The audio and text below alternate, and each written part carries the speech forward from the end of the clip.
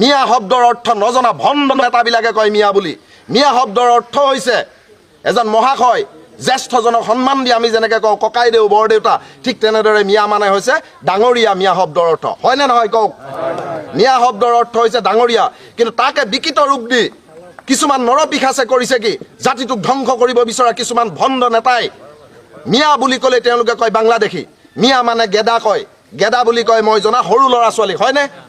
সৰু ল'ৰা ছোৱালীক আমি যেনেকৈ মৰমৰ সোণটো গোসাঁইটো মাতো অসমীয়া মানুহে, আমাৰ হিন্দুখিনিয়ে ঠিক তেনেদৰে আপোনালোকৰ ইছলাম ধৰ্মৰ মানুহে কয় ঐ গেদা, তাৰ মানে হৈছে মৰমত মাতে সৰু ল'ৰাটোক। তাকে বিকৃত ৰূপ কৰিছে। আপোনাৰ আৰু মোৰ মাজত যুদ্ধ লগাই তেজৰ নৈ বোৱাব বিচাৰিছে। কিন্তু সেই তেজৰ নৈয়ে, সেই তেজেৰে গা ধুই সিহঁতে কিন্তু ৰাজপাত খোৱাৰ সপোন দেখিছে। সেয়েহে আপোনালোক সকলো সজাগ হওক। অনাগত দিনত এই ৰূপহী সমষ্টিৰ পৰা কেনেকুৱা প্ৰতিনিধি আপোনালোকক লাগে আপোনালোকে নিজেই নিৰ্বাচন কৰিব। কোনো কাৰণতে ৰাইজৰ দলৰ নেতৃবৃন্দই আহি, কেন্দ্ৰীয় সমিতি আহি বা আমাৰ কোনোবাই আহি আপোনালোকক আহি নকয়, জোৰ জবজ আপোনালোকৰ ওপৰত জাপি নিদিয়ে যে এইজনে আপোনালোকৰ নেতা হ'ব। জোৰ জবজ বাছি নিদিয়ে। নেতা আপোনালোকে নিজেই বিচাৰিব। নেতা আপোনালোকে নিজেই বিচাৰি আমাক উলিয়াই দিয়ক। তাৰ পাছত আপোনালোকে চাওক 2021ত চিৰন্তন সত্য 2021ৰ পিছত বিজেপি চৰকাৰ অসমত নাথাকে। যিখিনি ভণ্ডামী ৰাজনীতিৰ আৰম্ভ কৰিছে কুলাংগাৰ হিমন্ত বিশ্ব শৰ্মাই, যিটো হিমন্ত বিশ্ব শৰ্মাই নিজৰ বাপেকক পাপী বুলি কৈছিলে আপোনালোকৰ মনত আছে নাই? কেঞ্চাৰ বেমাৰ হোৱাৰ কাৰণে বাপেকক পাপী সজাইছিলে নিজৰ ক্ষুদ্ৰ স্বাৰ্থৰ কাৰণে, ৰাজনৈতিক স্বাৰ্থৰ কাৰণে নিজৰ বাপেকক সি পাপী সজাইছিলে। শিক্ষাগুৰুক অপমান কৰিছিলে। যিটো হিমন্ত বিশ্ব শৰ্মাই শংকৰদেৱক অপমান কৰিছিলে, দীন দয়ালক আনি অসমত স্থাপন কৰিছিলে, সেই হিমন্ত বিশ্ব শৰ্মাই কিন্তু আজি যেতিয়া লাহে লাহে ইলেকশ্যনৰ দিন আহি আছে, সি পুনৰ শংকৰদেৱৰ ওচৰলৈ ঘূৰি আহিছে। পুনৰ ঘূৰি আহিছে শংকৰ আজানৰ নাম ল'বলৈ। আপোনালোকে তাক প্ৰশ্ৰয় নিদিব। যদিহে তাক আপোনালোকে প্ৰশ্ৰয় দিয়ে, অনাগত দিনত কিন্তু আপোনালোকে নিজৰ নিজৰ ভাই ককাই তেজেৰে কিন্তু ফাকু খেলিব লাগিব, যিটো কৰি আছে বিজেপি চৰকাৰে।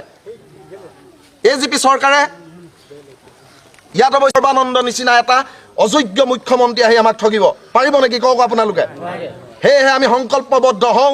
সদৌ শেষত মই আপোনালোকক ক'ব বিচাৰোঁ যে হ'ব পাৰোঁ দুখীয়া, মই গোলাম নহয়। আঁঠুকাঢ়ি ভাত খোৱা মোৰ নিয়ম নহয়, নিয়ম নহয়, নিয়ম নহয়। জয় আই অসম, জয় আই অসম, জয় আই অসম। ধন্যবাদ। গম পাইছে আমি ইয়াত কিয় আহি উপস্থিত হৈছোঁ? নগাঁৱৰ পৰা যোৱা 2 তাৰিখে যে এটা ৰাজনৈতিক দল গঠন হৈছে অসমত, আপোনালোকে গম পাইছে। যোৱা 74 বছৰে ভাৰতবৰ্ষই যি ধৰণেৰে আমাৰ অসমক শোষণ লুণ্ঠন কৰি আছে, আপোনালোক প্ৰত্যেকেই ইয়াৰ ভুক্তভোগী নিশ্চয়।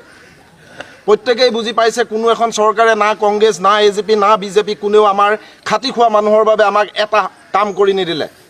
নিষ্পেষিত জনতাৰ বাবে এটাও কাম নকৰিলে। মাত্ৰ কৰিলে তেওঁলোকে দালালসকলৰ বাবে, আৰু মাথো তেওঁলোকে কৰিলে ধনী শ্ৰেণীৰ বাবে, আৰু এই বেপাৰী বনিয়া যিসকল আছে পুঁজিপতিৰ স্বাৰ্থত তেওঁলোকে কাম কৰিলে।